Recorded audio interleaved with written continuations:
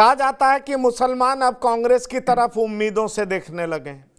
अगर इस बात में सच्चाई है तो इसकी परीक्षा सहारनपुर में तो हो जाएगी।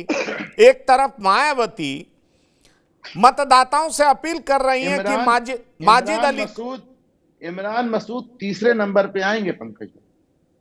मैं अनुपम जी वही सवाल मैं आलोक पांडे जी से पूछ रहा था कि माजिद अली बीएसपी से हैं, इमरान मसूद कांग्रेस से हैं और राघव लखनपाल बीजेपी से हैं। सहारनपुर में कैसी स्थिति बनते हुए आप देख पा रहे हैं? मैं ऐसा इस देखिए, दो पक्ष है जिसको लेकर के हमेशा चर्चा होती है। एक पक्ष ये है कि 2002 में गोधरा कांड के बाद तत्कालीन गुजरात के मुख्यमंत्री नरेंद्र मोदी के लिए प्रचार करने के बाद से मुस्लिम मतदाता मायावती को लेकर के सावधान हो गए थे। यह भी एक हकीकत है, यह भी एक हकीकत है। लेकिन अगर उम्मीदवारों की पसंद से पता चलता है कि मायावती ने उम्मीदवारों के सिलेक्शन में अपना रुख तटस्थ रखा है, इस बार अपनी सोशल इंजीनियरिंग को वो पश्चिम यूपी में एग्जीक्यूट करने की फिराक में, उसको लागू करने की कोशिश कर रही हैं। वो पलटी नहीं है, कहीं पर वो बीजेपी को नुकसान करते दिख रही हैं, कहीं पर वो समाजवादी पार्टी को नुकसान करते हुए दिख रही हैं।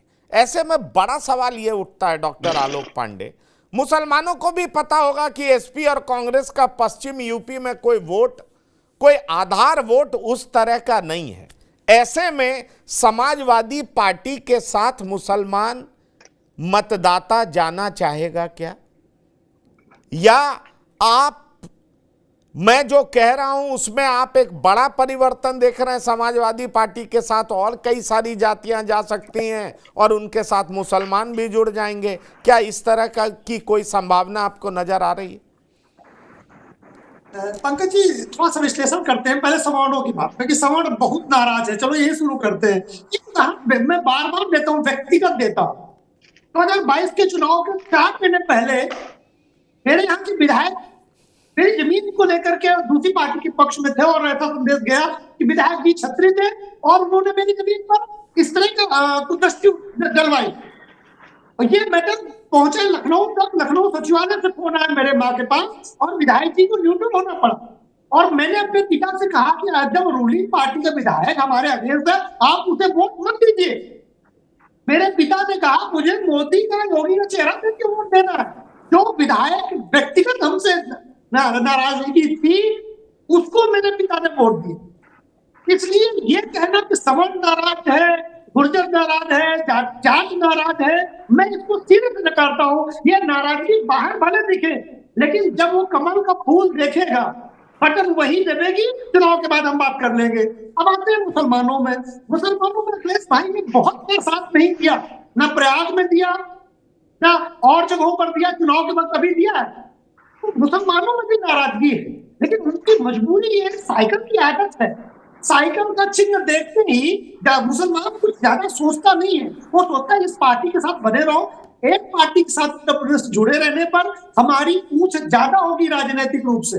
तो इसलिए वो इस डर से कि हमारी जो थोड़ी बहुत पॉलिटिकल बार्गेनिंग बची है समाजवादी पार्टी के साथ यूनाइट होने पे, अगर हम इससे अलग जाते हैं तो हमारी पॉलिटिकल बार्गेनिंग कहीं ना खत्म हो जाए। रह गई तीसरी बात, जो शर्मा जी ने कहा कि मुसलमानों के अस्तित्व का सवाल है, इसलिए बेचारे बहुत परेशान है। इस बात से मैं सहमत नहीं हूँ। ऐसा इस देश में क्या हो गया है कि मुसलमानों का अस्तित्व खतरे में है?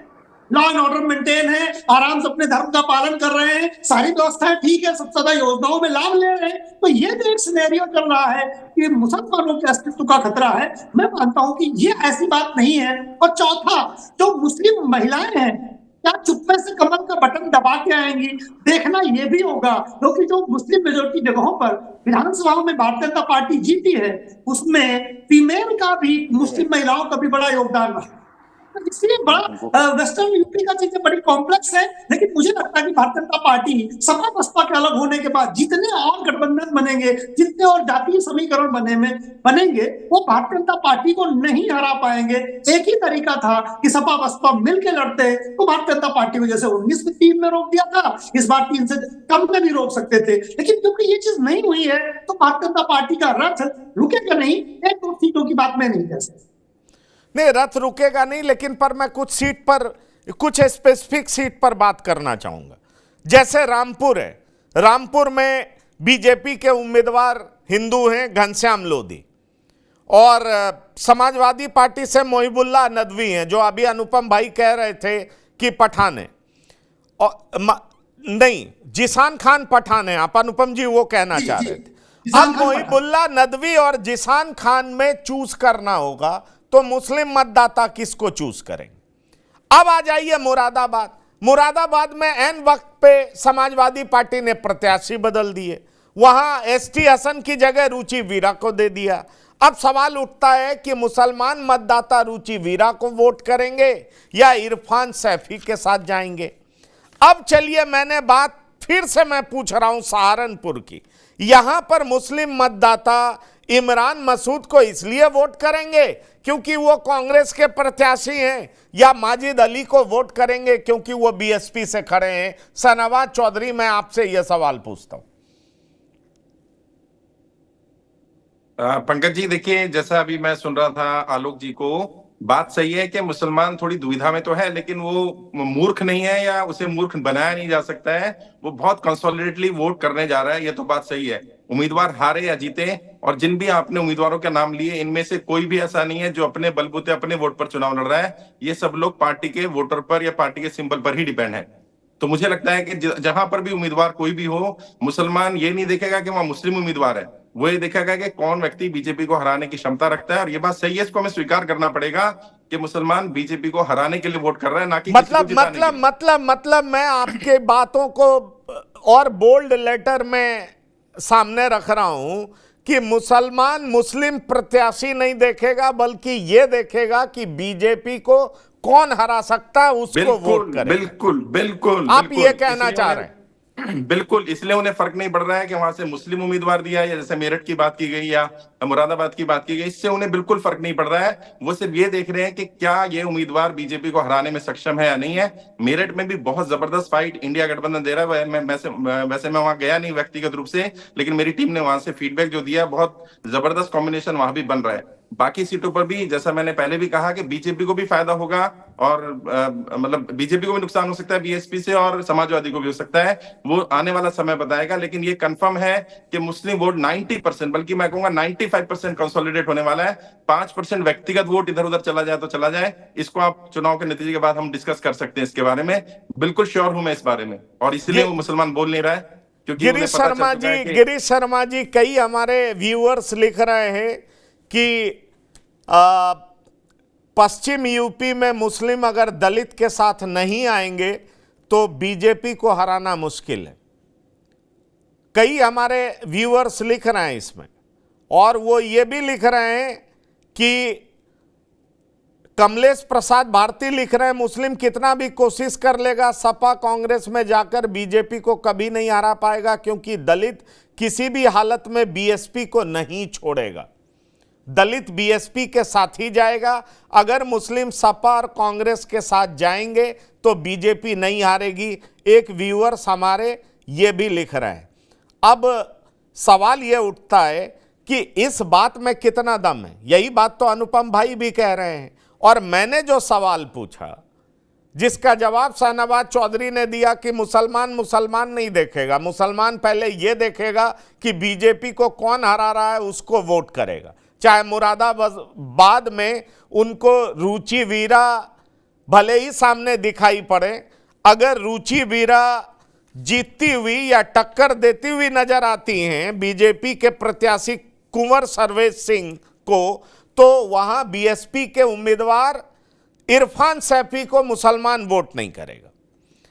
अगर जिसान खान घनश्याम लोधी के खिलाफ ज्यादा मजबूत नजर आते हैं तो मुसलमान क्या जिसान खान को वोट करेगा, समाजवादी पार्टी के मोहिबुल्लाह नदवी को वोट नहीं करेगा। आप क्या मानते हैं? और इसी तरीके से सहारनपुर में क्या होगा, जहां पर कांग्रेस से इमरान मसूद हैं और बीएसपी से माजिद अली हैं, तो मुसलमान क्या करेगा? यह सवाल मैं आपसे पूछना चाह रहा हूं। एक तो जो व्यूअर्स कह रहे हैं कि दलित के साथ अगर मुसलमान नहीं जाएगा तो बीजेपी जीत जाएगी, वो ये भूल रहे हैं कि मायावती के साथ दलितों का केवल एक वर्ग है, एक समुदाय है, एक जाति है। अगर सारे दलित मायावती जी के साथ होते तो फिर कहना ही क्या, फिर तो पूरी उत्तर प्रदेश की राजनीति उलट पुलट हो जाती। दूसरी बात मैं कहना चाहूंगा कि ये कहा गया है कि मुसलमानों पर क्या मुसीबत आई है। हम ये बताना चाहते हैं, सारी मुसीबतें नहीं गिनवाई जा सकती। अभी ताजा मामला है, उत्तर प्रदेश में ईद के दिन किसी मुसलमान को अगर वो ईदगाह के बाहर रह गया तो उसे नमाज नहीं पढ़ने दी। और कई जगह तो ऐसा हुआ कि पहली बार इतिहास में मैंने देखा कि एक ईदगाह में 2-2 बार नमाज पढ़ी गई। इस प्रताड़ना को कोई पांडे, शर्मा या मिश्रा शायद नहीं समझ सकता। तीसरा ये कि जिस तरह से माफिया तो हिंदू भी हैं, ठाकुर भी हैं, शाहनवाज जी, मैं आ रहा हूं, आपके पास आ रहा हूं। हाँ, सारे माफिया हैं, लेकिन अतीक को मरवाया गया, मुख्तार को निपटवाया गया, बुलडोजर भी चल रहा है तो मुस्लिम आबादियों पर ही चल रहा है। और अगर मुस्लिम बलात्कारी पकड़ा जाता है तो तुरंत गोली मार के लंगड़ा कर दिया जाता है, और हिंदू बलात्कारी पकड़ा जाता है तो उसके ऊपर कुछ कैसी नहीं बात होता। करते हैं? क्या विकास दुबे का इनकाउंटर नहीं हुआ है? किस तरह की बात कर रहे हैं आप? और गिरीश शर्मा जी, आप नहीं मैं कितने नाम गिना? इस पे हम डिबेट कर सकते हैं। इस पे आपको मालूम है, आपको मालूम है कि इधर के त्यागी क्यों नाराज हैं? उनके घर पे बुलडोजर चला दिया गया था नोएडा में। कहा जाता है त्यागी भी नाराज हैं। पंकज जी, मैं ये बोलना चाह रहा था, ये कौन सी बात है? कुछ वर्ग नाराज हुए हैं। अयोध्या में भी बुलडोजर गैर मुसलमानों पर चला है। मुझे लगता है एक बात बोलना चाहता। हाँ, शाहनवाज जी आप बोलिए। मैं ये बोलना चाह रहा था, जैसा गिरीश जी ने कहा कि ईदगाह से बाहर नमाज पढ़ी गई तो मैं नहीं पढ़ाई नहीं दी गई, तो मैं समझता हूँ आज नहीं तो कल ये कानून होना ही चाहिए। जितना आपकी जगह है वहीं तो आप नमाज पढ़ेंगे, 4 बार पढ़ लीजिए, इसमें समस्या क्या है? मुझे तो ये समझ में नहीं आता कि जो कानून लॉ एंड ऑर्डर बनाने वाले लोग हैं, अगर वो सही काम कर रहे हैं भविष्य को देख करके, तो उसके खिलाफ क्यों बोला जाए? और मुझे लगता है कि इसमें जो पढ़ा लिखा मुस्लिम तबका है वो इसको सही स्वीकार कर रहा है। वो कह रहे हैं 4 बार पढ़ लो यार, तुम्हारा कोई नमाज का, ईद की नमाज का ऐसा तो है नहीं कि 1 घंटे का टाइम है उसके बाद नमाज नहीं हो सकती है, पूरे दिन ईद का दिन रहता है। तो समस्या ये है कि हम किस चश्मे से देख रहे हैं। मुझे ऐसा लगता है कि हमें अगर कोई गलत काम कर रहा है, चाहे वो किसी भी धर्म का हो, हमें अपना धर्म का चश्मा हटा करके उसको गलत बोलना पड़ेगा। और अतीक कोई बहुत महान काम तो कर नहीं रहे थे, अगर उनका वो ठीक है गलत हुआ, ऐसे नहीं होना चाहिए था, कानून के तरीके से उनको न्याय मिलना चाहिए था। और जिन लोगों ने हत्या की ऐसा तो नहीं उनको छोड़ दिया गया। तो मैं समझता हूँ कि डिबेट को डिरेल करने की कोशिश है, ये हमारा ना तो विषय है और ना ही मुझे लगता है इस पर कोई भी पढ़ा लिखा मुस्लिम समाज बीजेपी से सिर्फ इसलिए नाराज हो जाएगा। उसकी नाराजगी के कारण अलग अलग है। उसके एक बड़ा कारण है जो पूरे समाज का, पूरे देश का कारण है, बेरोजगारी एक बड़ी समस्या है, व्यापार की स्थिति बहुत ज्यादा खराब है, व्यापार की स्थिति मुसलमानों की खराब होगी। और बिल्कुल ये बात, ये पॉइंट सही पॉइंट है। जो मेन मुद्दे हैं उन पर बात कर रहा है मुसलमान। ऐसा नहीं है कि सिर्फ अपने धर्म को देख रहा है। और मैं समझता हूं कि जो ये कहते हैं मुसलमान की चूड़ी टाइट की गई है, आप 100 मुसलमानों से बैठ करके बात करिए, 100 में से मुझे एक भी नहीं मिला जो कहता हूं, मैंने उनसे व्यक्तिगत पूछा यूपी में कि आप में से किसकी चूड़ी टाइट हुई है, किसी का व्यापार दिक्कत आई, कोई समस्या, कहता नहीं एक भी नहीं आई। मैंने कहा कौन कह रहा है? मैंने वही लोग कह रहे हैं जो नहीं चाहते कि समाज में एकरूपता है, जो नहीं चाहते कि समाज में हम इकट्ठे रहें, वो मुसलमान को डरा करके वोट लेते रहेंगे। सच्चाई है कि 99.9% मुसलमान को कोई दिक्कत नहीं है। और जो क्रिमिनल है वो तो इस्लाम में, कुरान में भी लिखा गया है कि अगर कोई मुसलमान, क्योंकि मुसलमान को तो माना जाता है ना वो इस्लाम ईमान पर टिका हुआ है, तो अगर वो क्राइम करता है तो उसको डबल सजा मिलनी चाहिए, क्योंकि उसको तो वो अवेयर था। अगर वो अवेयर नहीं था तो चलो उसको माफी दी जा सकती है। तो मैं समझता हूं ये बिल्कुल ठीक है, धर्म के आधार पर हमें नहीं देखना चाहिए। अगर सरकार कानून बना रही है तो भविष्य में आप ईदगाह को बड़ी करिए, मुसलमानों के पास जमीनों की कमी थोड़ी है, ईदगाह को इतना बड़ा करिए कि आपकी ईदगाह में जितने लोग आते हैं उससे ज्यादा लोग आ पाए। लेकिन आपको क्योंकि सड़क को घेरना है, सड़क पर बैठना है, कांवड़ यात्रा पर भी समान बिल्कुल कांवड़ के लिए भी यही नियम होना चाहिए कि कांवड़ को सड़क के साइड में चलाया जाना चाहिए, सड़क ना रोकी जाए। और जो रोज मेले निकल रहे हैं, गलियों की बिजली काटी जा रही है, उसका भी सही नियम होना चाहिए। यहाँ ये गिरीश बात भाई, मैं कही यही गई बोल रहा हूँ कि कि धर्म के आधार मुसलमानों पर के साथ भेदभाव नहीं कोई होना जाति चाहिए। नहीं मैं हो भी रही, यही बोल रहा हूँ तो मैं, मैंने कुछ लेकिन जाति सिर्फ गिनवा दी। मुसलमानों को ही ये बोलना कि मुसलमान बीजेपी से नाराज है इस कारण से, इस कारण से नहीं है। कारण बहुत सारे हैं, धर्म एक कारण हो सकता है। नहीं, पर कहा गया था कि कोई जाति नहीं हो रही है। आप जो इनकाउंटर की बात कर रहे थे, मैं चाहूंगा अनुपम जी आए, फिर डॉक्टर आलोक पांडे के पास भी जाऊंगा। अनुपम जी, आपको याद होगा जेल में एक हिंदू डॉन जिसका नाम मैं भूल रहा हूं, उसकी भी हत्या हुई थी। क्या उसकी हत्या जेल में नहीं हुई थी? सवाल यह उठता है कि ये कौन से लोग हैं जो किस आधार पर कह रहे हैं कि मुख्तार अंसारी को जेल में मार दिया गया था? क्या कोई सबूत है? क्या कोई इसका आधिकारिक प्रमाण है? क्या हम किस आधार पर इस तरह की बात कर सकते हैं? नहीं पंकज भाई, मुझे लगता है इस पे डिबेट करनी नहीं चाहिए। तो गलत, ये तो विषय गलत हो जाएगा हमारा, ये विषय नहीं होगा। ये किस आधार पर बात कर सकते हैं? हो सकता है कई समाज, अभी कहा जा रहा है ठाकुर समाज नाराज है, तो उसकी नाराजगी की वजह अलग हो सकती। हाँ, लेकिन अगर ये लेकिन ये कहा जाए कि नहीं ठाकुरों के साथ गलत हो रहा है, भाई कहां गलत हो रहा है? कहां पे डिस्क्रिमिनेशन हो रहा है? अगर लॉर्ड स्पीकर नहीं, मुझे लगता नहीं, मैं गिरीश शर्मा जी एक बात बहुत साफ आपसे पूछना चाहता हूं। यूपी में लॉर्ड स्पीकर पे बैन हुआ, तो क्या मस्जिद पे हुआ तो मंदिर पे नहीं हुआ क्या? बिल्कुल हुआ, बिल्कुल हुआ है। ये बता दीजिए। कौन कह रहा है कि आप देख लीजिए, आपको अतीक अहमद के साथ जो हुआ, ठीक है, उसकी जांच चल रही है, जो भी हुआ, पर मुख्तार अंसारी को लेकर के आप बात कर रहे हैं, तो ऐसे तो विकास दुबे का भी इनकाउंटर हुआ, कई लोगों के इनकाउंटर हुए। बिल्कुल मैं बोलूं, इनकाउंटर सही है गलत है, इस पे हम डिबेट कर सकते हैं। इस पे डिबेट कर सकते हैं, लेकिन ये कहना कि मुसलमानों के ही साथ हो रहा है लॉ एंड ऑर्डर के मसले पे, मुझे नहीं लगता कि इस बात में कोई दम है। अनुपम, आपको नहीं लगता? मुझे लगता है। हाँ, मुझे लगता है। चलिए ठीक है। अनुपम जी, आप क्या कहना चाहेंगे? मेरी आवाज आ रही है पंकज जी? हाँ, बिल्कुल आ रही है। अगर देखिए, आपने जो डॉन के बारे में पूछा था, सबसे पहले मुन्ना बजरंगी का एनकाउंटर हुआ था बिल्कुल जेल के बिल्कुल। अंदर। हाँ, मुन्ना बजरंगी ठाकुर था, वेस्टर्न यूपी में ठाकुर गैंगस्टर्स गए, विकास दुबे ब्राह्मण था। जहां मैं प्रयागराज में बैठा हूं, वहां पे आज 7 साल से जब से योगी सरकार आई है, जेल में विजय मिश्रा, वहां पे करवारिया बंधु, तीनों सगे भाई, तीनों को आजन्म कारावास हुआ अभी 3 साल पहले, सबके समंदर हैं।